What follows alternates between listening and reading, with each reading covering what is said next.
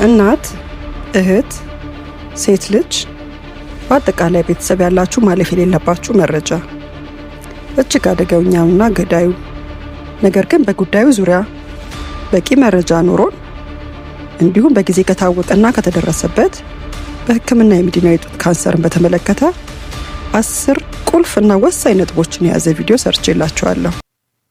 ሰላም የዚህ ቻናል ተከታታዮች፣ በጥቅምት ወር እንደ ሀገር አቀፍ የሚደረገውን የጡት ካንሰር ግንዛቤ መፍጠሪያ በማስመልከት ወደ ዘውዲቱ ሆስፒታል ብቅ ብዬ ነበር።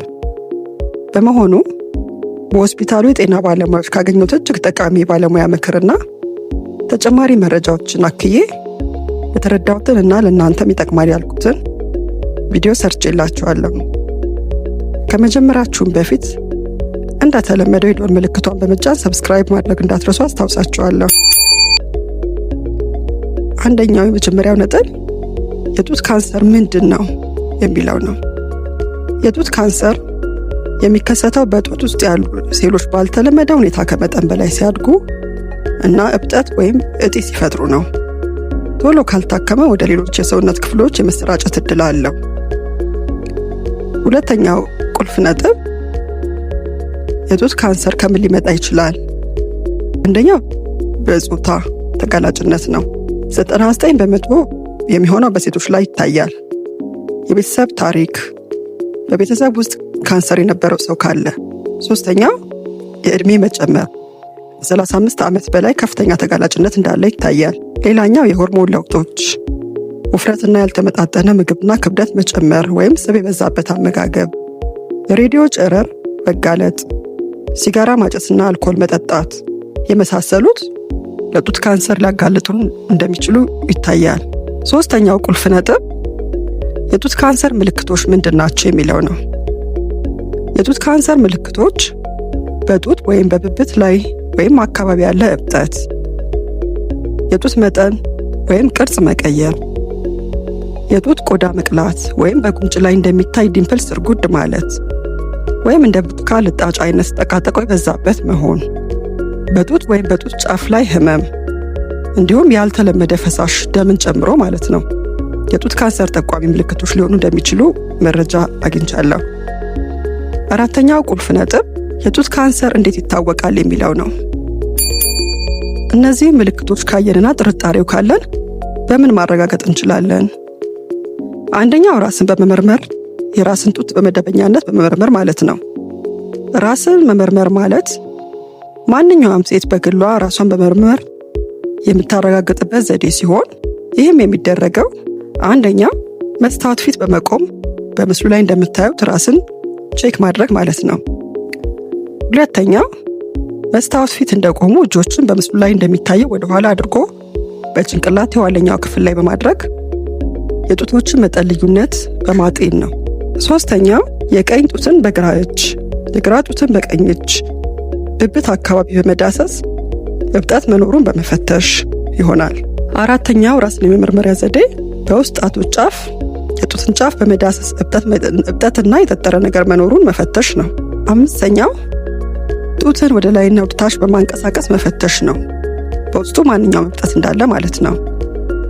ስድስተኛው የጡትን ዙሪያ በጣቶች በመዳሰስ የሚደረግ ፍተሻ ነው። ሰባተኛው አልጋ ላይ በመጀርባ በምስሉ ላይ እንደምታዩት በመተኛት በየተራ ክንዶችን በመንተራስ በእጆች ጡትን በመፈተሽ የሚደረግ ምርመራ ነው።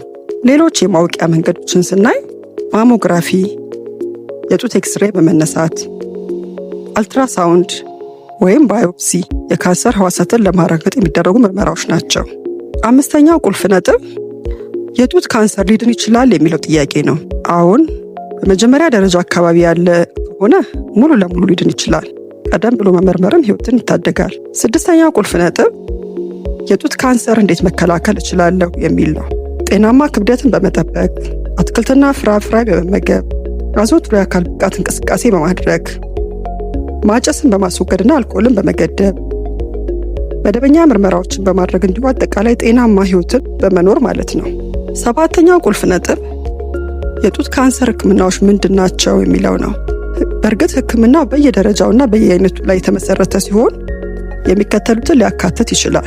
አንደኛው ቀዶ ጥገና፣ እጢውን ወይም የተጠቃውን ጡት በማስወገድ ሁለተኛው የጨረር ህክምና፣ ሌላኛው ኬሞቴራፒ የተሰኘው ህክምና ነው።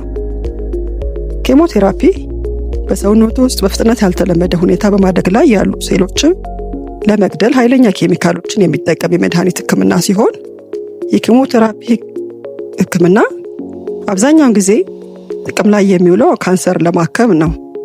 ምክንያቱም የካንሰር ህዋሳት ያድጋሉና በሰውነት ውስጥ ካሉት ሴሎች የበለጠ ፍጥነት ይባዛሉ። ሌላኛው ህክምና የሆርሞን ህክምና ናቸው። 8ኛው ቁልፍ ነጥብ ስለ ካንሰር ያለው ከፍ ያለ ስጋት ያለው ወይም ተጋላጭ የሆነ የህብረተሰብ ክፍል የትኛው ነው የሚለው ነው። አንደኛው 40 ዓመት በላይ የሆኑ ሴቶች፣ አንዳንድ ጥናቶች 35 ዓመት በላይ በሚል ይገልጻሉ። ሁለተኛ የጡት ወይም የማህፀን ካንሰር ቤተሰብ ታሪክ ያላቸው። ሶስተኛ የወር አበባን ቀደም ብለው የጀመሩ ወይም ዘግይተው ያረጡ ሴቶች። ሌላው ለጨረር የተጋለጡ ሰዎች ናቸው። 9ኛው ወሳኝ ቁልፍ ነጥብ ወንዶች የጡት ካንሰር ሊያዙ ይችላሉ የሚለው ጥያቄ ነው። መልሱ አዎ ነው። ካንሰር በሴቶች ላይ 99% በመፈጠር እድል ሲኖረው ካንሰር ሊፈጠር የሚችልበት ትንሽ የጡት ቲሹ ያላቸው በመሆኑ ወንዶችን በጣም አልፎ አልፎ ከ0.5 እስከ 1% የመያዝ እድል አላቸው። 10ኛና የመጨረሻው ነጥቤ ለምን ቀደም ብሎ በምርመራ ማወቅ አስፈላጊ ሆነ የሚለው ነው። ቀደም ብሎ መታወቁ ህክምናውን ቀላልና የበለጠ ውጤታማ ስለሚያደርገው ይሆናል። የዚህ ቻናል ተከታታዮች ለዛሬ አዘጋጀውላችሁ ቪዲዮ ይህን ይመስላል።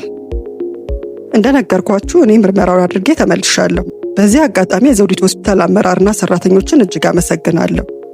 እህቶች ቢያንስ በየዓመቱ አንድ ጊዜ ምርመራ ማድረግ አትርሱ። የጤና ዘመን ይሁንልን። ሻሎም